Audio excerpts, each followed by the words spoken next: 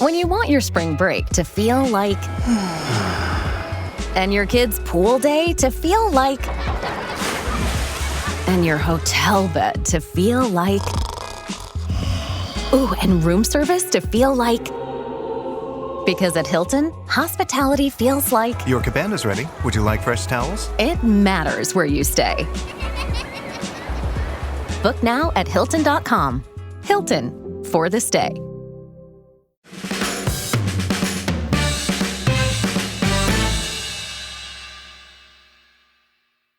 Welcome to No Question About That. This is the Tactics Show with me, Ed, and Dharnish and Daniel today. How's it going, chaps? Excellent. 3 wins on the bounce. All right. 3 wins on the bounce. Carrick Ball. Carrick Ball, we can say. That's all right. Amarin Ball was always awkward. I don't think I can accept anything with suffix ball, really. File with Starboy. Starboy. That one seems to have died, luckily. I'm glad. Didn't someone get that from like a Weekend album or something? I'm not tapped into pop music. Well, I never liked it. It's shit anyway, mate. There's nothing to tap into, honestly. Yeah, my music taste hovers around the 60s and the 70s, so, rock and soul. So there you go. What do I know? Nothing. And my wife listens to Taylor Swift 24/7. So oh no! I know it's a case for divorce, honestly. Dear oh dear. What did she listen to before Taylor Swift? Well, yeah, pop stuff. It used to be all right. Kylie Minogue, Justin Timberlake. Dearie me, this is what people come for. You come for the music. Stay for the tactics. All right, this is the Tactics Pod. We're going to talk about United 3, Fulham 2, and our agenda today. We're going to talk about United's pressing and out of possession issues because they did have quite a few, I'd say, against Fulham. Carrick Ball, the kind of verticality and proactiveness of it, expressiveness of it. Talk about United's inability to keep control in the final third, except for when they scored. The last 15, the defence and Roland Martinez, and we'll talk about the Casemiro sub and why it all goes to shit after he leaves and what the hell we're going to do about that. All right, lads, so let's talk about United's pressing and out of possession issues because it was very good against City and Arsenal. But that was a very different type of game to this one. And it seemed like Fulham got in behind our midfield quite a lot. Dharnish, what was going on? The out of possession against Arsenal and City was good because they were really good at clogging off the middle of the pitch. And then even when they got through, Casemiro was sort of cleaning up.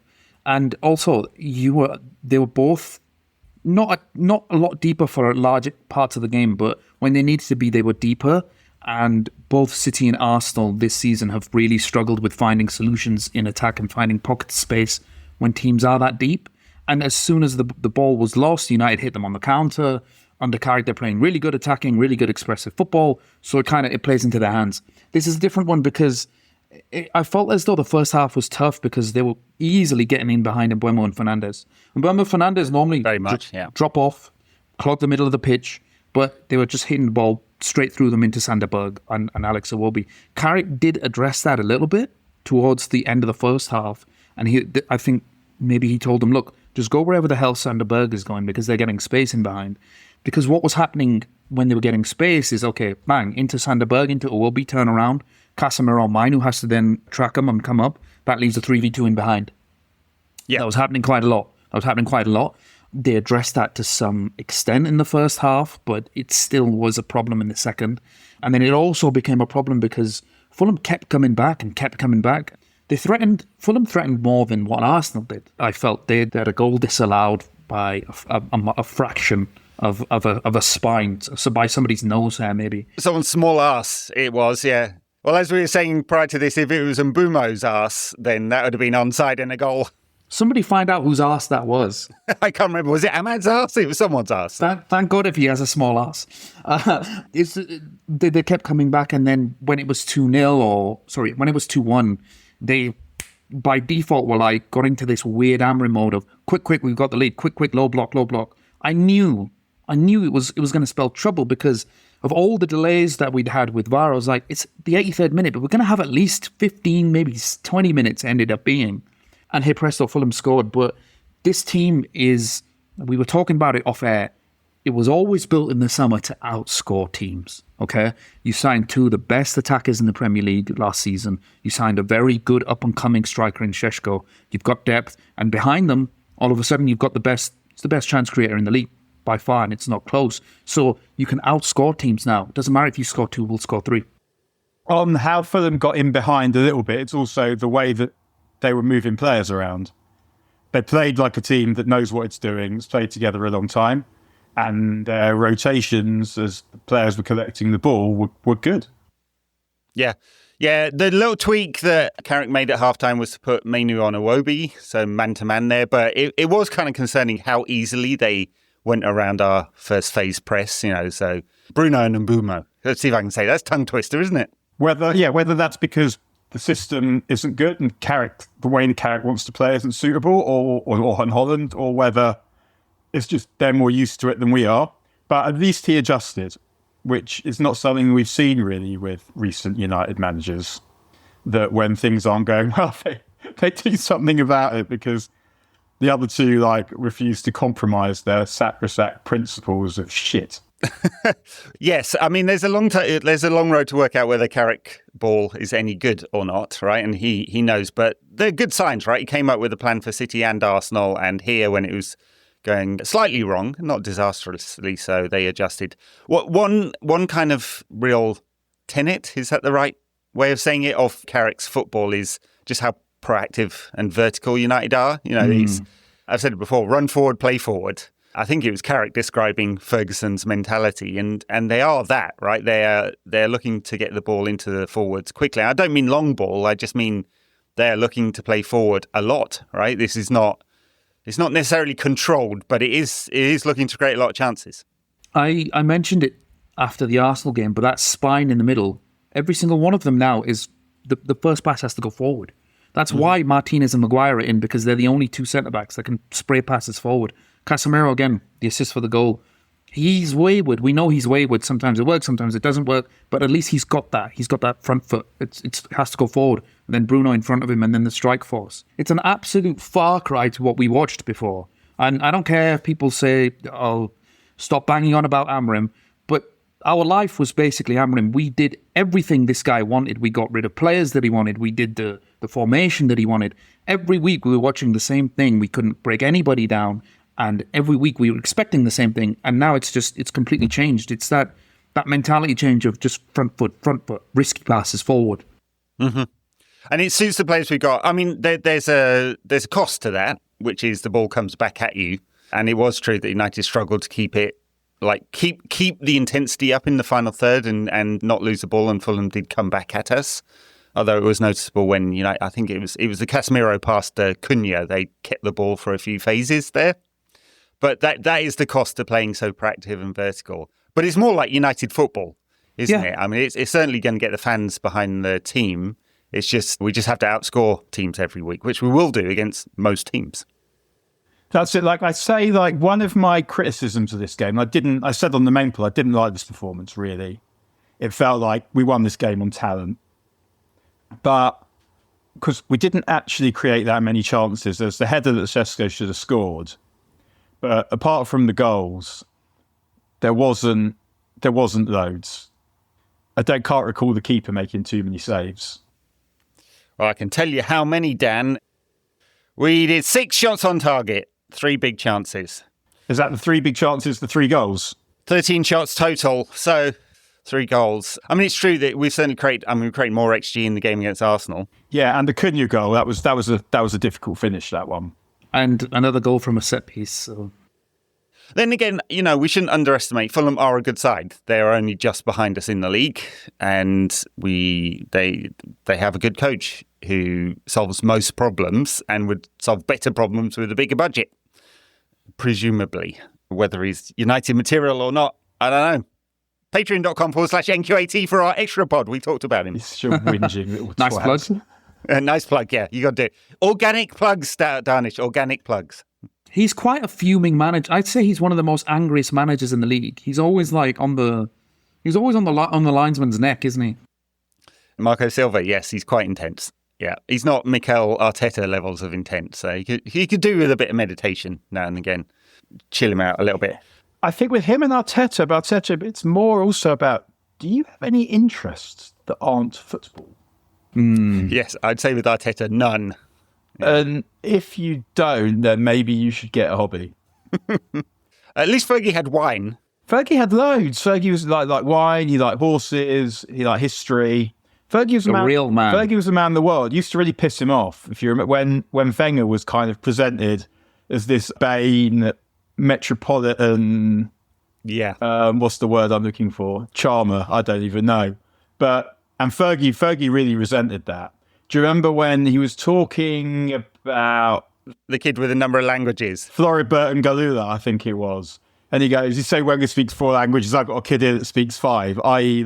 shut the... Yeah. And it wasn't really a diss of Wenger that so much as a defence of himself. He was actually right, really, that one of the reasons Fergie beat Wenger over the piece is that Fergie employed people that he trusted and delegated to them, trusted them to do their jobs. So Fergie wasn't sitting there watching Spartak Moscow going, that Vidic lad might be good. Whereas Wenger was basically did everything.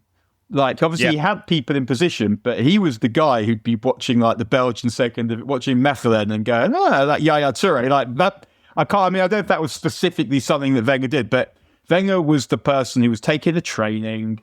He was scouting players. Like, he was the one who was obsessed with football, but was presented as being something else. Yeah, Michael Carrick is similar in that he's delegating a lot of his work, especially on the tactical side, to Steve Holland and Jonathan Woodgate. Who know? I mean, Holland obviously has a very good reputation, both with England and Chelsea. Although people don't like him, I'd say his personality is Steve Holland. Yeah, people don't like him necessarily. He's not warm as a person, but he's a good thinker about football. And I do think that's probably helping that Michael Carrick trusts other people with this, next 14 games. Feels like one of the mistakes of the Ole era was this, that he had promising young coaches, but he didn't have any experience. And he was more a Fergie style of manager. So he was sort of vibes and kind of tactics. But yeah, he wasn't taking training every day in the way that Carrick probably is. And so he had Kieran McKenna and he had Carrick and he had, Mark Dempsey. Mm-hmm. All doing good stuff, yeah. Yeah, who obviously have gone on to be good. Like Carrick has done quite well at Borough, now he's manager of United doing well, and obviously Kieran McKenna took Ipswich up 2 divisions first go. But they didn't have experience, and so when you get someone like Steve Holland, who I don't know if he's good because I haven't been in any of his sessions, but at the same time, he's someone whose reputation is good, who some of the players will know from England. And what he has is the experience to know how to inculcate processes and tactics and all the rest of it. And so I don't know whose idea it was, whether it was Carrick saying, I need some experience, or the club saying, you've got to get some. But yeah, it makes a lot of sense, that appointment. Yeah, I think Wilcox did some of that because Carrick had not worked with Steve Holland before, so it wasn't his pick. But it seems to be working. We have to give Wilcox some credit now, man. I think Stuart Ripley. Some. We're suspicious about him. United's inability to kind of keep control. I mean, I think it does come from a little bit from the verticality, but also the balance of midfield. We've got Bruno and Casemiro, who are both willing to take on a lot of risky passes. Mainu's probably the one that could keep more control, but he doesn't get on the ball quite as much as we'd like him to.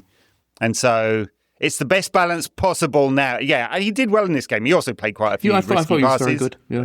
Yeah. It is interesting to see how they evolve this midfield, because if you're losing Casemiro, you lose the defensive nous, but also the progressive passing. What we will gain with someone presumably is a lot of physicality and legs, which Casemiro doesn't have.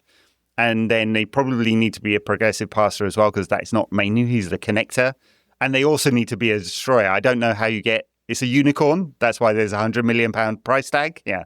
That's a lot of things. I keep saying it. I've been banging on about it almost the entire season, and only now people are realising. I think even Carragher said it last week. He said the football hasn't left him.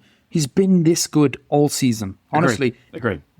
Every transition, every attack. Oh, don't worry, Casemiro will sort it out. He's as good as he is in 2023, but he's probably more important now because his passing is better, I think. You just need to look what happens when he's not there. Yeah, like we were talking before, there's always a post-Casemiro sub implosion with Manchester United, but I also feel like we have to sort of put it in the context of the game of why we didn't control the ball as well as we did against City and Arsenal. Less so Arsenal, but City especially have less players that are prone to tackle and tackle toughly. I felt like Sanderberg would slide in quickly, or Iwobi would slide in quickly, or an attack would break down and then they would do one pass and then Casemiro maybe has to go up and track the ball runner and then it's a 2v1. So I feel like maybe the opponent did contribute a little bit to that because they're no mugs, but they're also like, they're quite physical and they're quite aggressive.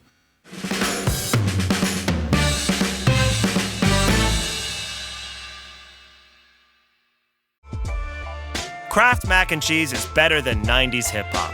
We'll remind you of your childhood without making you feel incredibly old. Kraft Mac and Cheese. Best thing ever.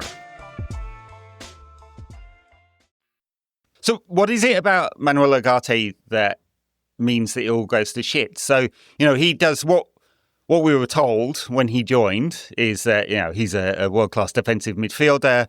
So what does he do? He does the running around and scurrying and ground coverage and tackling, but does he actually know where to stand and position himself? His game's ahead of where Casemiro would be. He's someone who sort of goes scavenging for the ball rather than someone who occupies the space in front of the back four.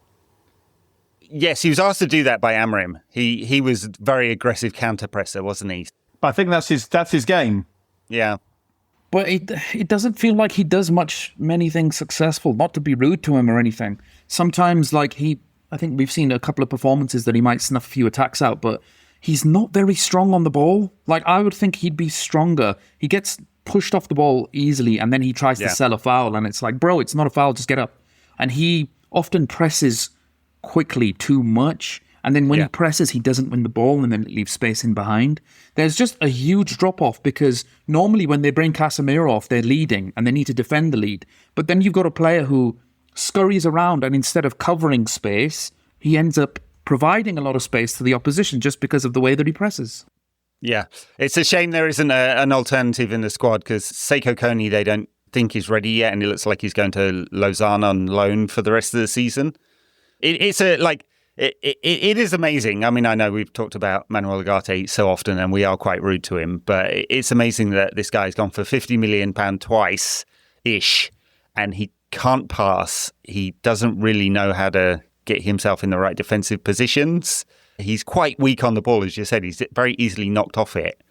What does he do that's worth the money? He's had some decent performances here and there. Like the Liverpool 2-2 springs to mind last season. 13 months ago. We're scraping the barrel here. He's not really done it enough. And considering that he is the guy to come on when Manuel and Casemiro aren't there, we're in trouble. I would like 2, possibly 3 central midfielders in the summer.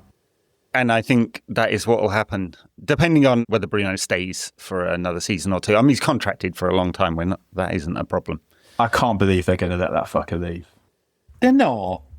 Come on. It doesn't make any sense. There's no calculation anyone can make to me that tells me it makes sense. I mean, his release clause for a move out of the Premier League is 65 million. You cannot replace what he gives you for anywhere near that much. So anyone who makes the argument is we sell to improve. No. Like last summer, if they'd have sold him to Saudi for 120 million, then you could make the case, and we did make the case. That'd be something you would think about before deciding that you couldn't possibly take that team, the piece of shit that it was, sell the silver salver that the shit comes on and be like, okay, that'll be better now. Like, we just couldn't do that. And now he's been brilliant again. He's back playing in his position. Like yesterday, 2 assists, shit game. Yeah. And most of the time his performance levels are much higher than yesterday. But yeah, I mean, it's clearly what the summer will be about. It will be how to get the right composition of midfield and midfield options in order that it can function at a Champions League level. Yeah, because we have 2 players in Bruno and Kobbie Mainoo who we think are, obviously we know Bruno's easily the standard required. We hope Mainoo's going to be. But at the same time, it's not a situation where you can just plug in any third player into that and expect it to be necessarily cohesive. Because they're players that, most footballers come with some kind of toll because no one can do everything. But as you say, it's going to need legs, but it's also going to need passing. And the available of the three kind of Premier League options, Baleba, Wharton, and Anderson. The only one who could be said really to fit that is Anderson, because Wharton gives you passing and not so much legs, and Baleba gives you running with the ball, but not so much passing. Yeah, I know it's a difficult and like I did a couple of pieces for my Substack and researched everyone and watched stuff and watched enough football that I'd know most of the names on there. There are a few of the younger kids in France I probably haven't seen. Exactly. Don't know like him brilliantly. I mean, I've seen Stiller. He will not make it in the Premier League. 100%. He always comes up, but I just can't believe it. Is he the man? He's the midfielder in Germany with a beautiful left foot. Nice passer of the ball and stuff like that. He's a cheaper alternative to Wharton, but physically he would get fucked, I think. I want to quickly talk about Lisandro Martinez. Yeah, we should, because we didn't do him in the main pod, and I regretted it afterwards because I thought he was really good yesterday. They would not have won the game without... Go back. I can't wait to go back and watch the last 7 minutes, because, mate, every single Fulham attack in that last 10 minutes when it was 3-2, he stopped it. He stopped every single one, doing like slide tackles. There was one amazing slide tackle he did. He didn't even go for a corner, went for throwing, and he was cheering. It came back at him, he headed it away. I was like, the guy's possessed. Like, he stopped 4 or 5 attacks. Nobody did anything else. It's incredible. It's just he's when he is in the team, the level of the way we progress the ball, the level of aggression that we have, the level of just tenacity that we have in him. It just goes from here to here. I love sitting at home on a Wednesday afternoon watching Lisandro Martinez pass the ball. That's what I do in my spare time. I love it. Forget about girls, dating, this, that, the other. That is what life is about. You got to find a girl that wants that. Exactly. If you do Dharnish, marry her quickly. No, Pornhub's not for me. I want a tactical, a rewatch of Lisandro Martinez. Yeah, he was fantastic yesterday. It reminded me of a game in the first season he was at United where we play West Ham 1-0. We beat West Ham 1-0 at home. I think Rashford scores a header. And that is another game. Like, West Ham were quite good at the time, that we don't win without Martinez. And he was like, it was the same, like, noising up the crowd, but not in the performative way, because he's performing on the pitch. I also think that Luke Shaw plays better when Martinez is next to him. I mean, who wouldn't, with like that little piranha waiting to bite your head off if you fuck up, you lose concentration. And it feels like in the last couple of weeks, he feels more comfortable psychologically, because he's had 2 bad injuries. And I mean, he said after the last one, from a little while, he's like, fuck it, I've had enough. And he's fought his way back, and he was really shit against Brighton, but he's been really good ever since. And I think the more that he feels comfortable that he's established in the team, like he is the left-sided centre-back in this team now, team's winning. And so it's given him that kind of freedom to be the defensive leader, organiser that he is. And I mean, because you say people think, that he can pass well, but he can't defend. And it's just like, no, that's not true. He has good games and bad games, like any player. But it's kind of, if he has a bad game, it's not because he's a little guy. It's because sometimes people have bad games. And yeah, now that he's properly fit, as Dharnish said, yeah, we're a much better team with him in, and agree. Like, you obviously couldn't be certain that we wouldn't have won that game, but I didn't really feel like after we scored they were gonna, and the main reason is him. Yeah, exactly. He was top. Jamie Carragher apologised for being rude about Casemiro. Did he apologise? He said he was wrong. Well, sort of. He said the football hasn't left him or something. And he basically said leave the football before the football leaves you. But maybe Paul Scholes and Nicky Butt should apologise about what they said about Lisandro Martinez, which was very personal. I can't get a hard on about this. I don't give a fuck. I just, like, they said what they thought in flippant manner. We might go, well, they're undermining him. It's not nice. Like, they made it personal. Like, the stuff they said about Carrick's wife was totally out of line. Like, the Broadcast said about Carrick's wife was totally out of line. But them talking about Erling Haaland picking, I mean, you could say, well, it's ill-researched, because apart from that 6-3, he's actually done pretty well against Haaland. You could criticise them for that, but do I expect them to not talk about current United players in flippant manner? Like, maybe, but do I give a shit that they don't? Not really. Did you see there was actually a clip from the last one where Butt get us vexed, where they're talking about, is it the other sports that they're into? And it looks like Butt is ready for a fight. Because Scholes and Paddy McGuinness taking the piss out of him. Yeah, they had an argument about cricket and whether they like that or not. I mean, I don't understand why anyone would be particularly interested in that. Did he say he didn't like cricket? Yeah. Okay. Yeah. Fair enough. Obviously a wrong un. Check his laptop. Is he in the Epstein files? If you don't like cricket, there's something wrong with you. But anyway, this is the Tactics Show. So how can United solve this problem, though? I mean, Martinez, brilliant, absolutely, doing all the right things. Harry Maguire seems to have found a good partnership with him. So for now, that's the right thing. But the balance in midfield is we are going to give away chances because we are very, very proactive. So, like, what's the balance between being ultra compact, as they were against Arsenal and City, very, very narrow, and then being proactive? Because we've got games against Spurs, who are shit, and play in a very David Brentford way, Thomas Frank, and we should take them. We've got West Ham, who might have taken the 2-0 lead against Chelsea, but haven't kept a clean sheet under Nuno. So I think that's 19 or 20 games now.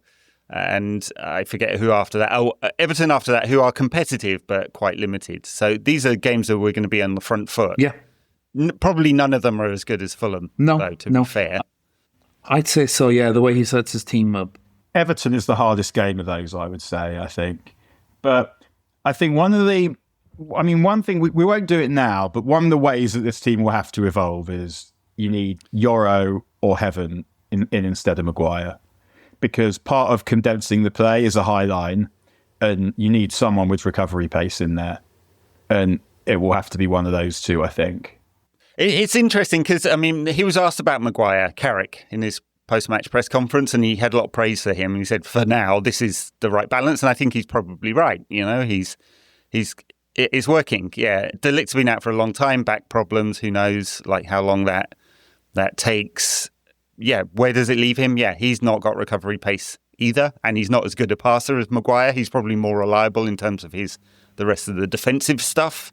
Yoro, not had a good season, but has the recovery pace. And presumably Heaven is now a replacement. He's the first alternative for Martinez because he does have the passing range. He's left-footed. He's decently quick. He's aggressive defensively. He just needs to do some learning, I think, how to do the role, because he does look naive sometimes. And the problem we have now, particularly, is we don't have any games. So it doesn't, and the games we do have, we got to win. So it doesn't feel like either Yoro or Heaven are getting much football unless someone else gets injured between now and the end of the season. Hopefully that will mean that next season there's loads of games and everyone gets to play plenty. But the other thing I want to ask about in this game is, because do we think that we'll almost have like a Rooney, Ronaldo, Tevez front three, where the front three are basically roaming about, where you've got Cunha on the right half the time, sort of Bruno through the middle, and Bumo spending a lot of time on the left. Yeah. Or through the middle. Yes, I was going to ask about that when Dharnish and I were talking about this just before we came on air. Like, Cunha's the odd fit in this. Not that I'm advocating for dropping him because he's such a brilliant player, as we saw yesterday with that finish. But how do they get the balance, the Rooney, Tevez, Ronaldo style balance, where all three of them wanted to play centrally, but they managed to get fluid rotation? You should be able to do that with Bruno and Bumo, Ahmad, Cunha as a front four, if that is the front four most games. It depends on whether Sesko comes in. He gives you more of a reference point, changes the nature of the attack quite a bit. And as we saw yesterday, he certainly can finish. A great moment for him. So, how do we get? I guess my question is, how do we get the best out of Cunha? Because he's the one, the maverick, and he can't be in Bruno's zone all the time, and he doesn't want to play wide left. No, but I don't have a problem with his free role at the minute. The best teams in the world, when they attack, they have attacks that can multiply and do everything. Salah, Firmino, Mane, they all elevated each other because not one was wide and the other was wide, some were dropping. In terms of this, I like Cunha because when he drops, he can pick it up in midfield and then run forward 10 or 15 yards. He can go on the wing because you're not going to win it off him there. And then in some cases, like we saw for his goal, he was in the half space, ready to receive from Casemiro. I don't have a problem with him having this free role, and Bruno Fernandes as well having this free role. But then that also does mean that you don't necessarily have width unless it's Diallo and Mbeumo. And I would rather see Mbeumo in the box because he's a really good header of the ball. But I feel like that dynamic is kind of working and figuring itself out. I don't think it's the biggest issue at the minute. Yeah, I think Cunha could do with someone going on the outside of him more. Like, Luke Shaw has been incredible in the number of minutes he's played this season for someone who's normally broken. But I don't know whether he's got the dynamic physicality that he once used to have. I mean, he used to. He doesn't do it as much anymore. I've picked up on he doesn't overlap as much anymore, which is insane.